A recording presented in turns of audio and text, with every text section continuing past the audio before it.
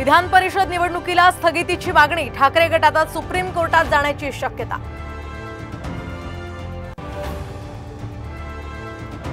Maratha OBC आरक्षणाबाबत केंद्राने बघ्याची भूमिका घेऊ नये, पुढाकार घेऊन सॉल्युशन काढा, शरद पवारांचा सरकारला सल्ला।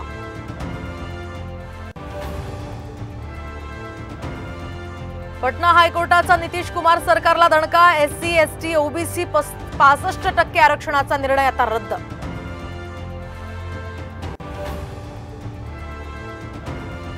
भाजपचा शिवसेनेतला हस्तक्षेप थांबवा, रामदास कदमांची चक्क व्यासपीठावर हात जोडून मुख्यमंत्री शिंदेंना विनंती, सेना भाजपमधली धुसफूस आता पुन्हा उघड।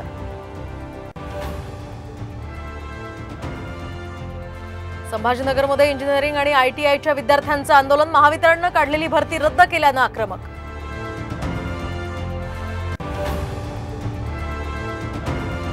यूजीसी नेट परीक्षा रद्द, पेपरफुटीच्या संशयानंतर केंद्रीय शिक्षण मंत्रालयाचा मोठा निर्णय।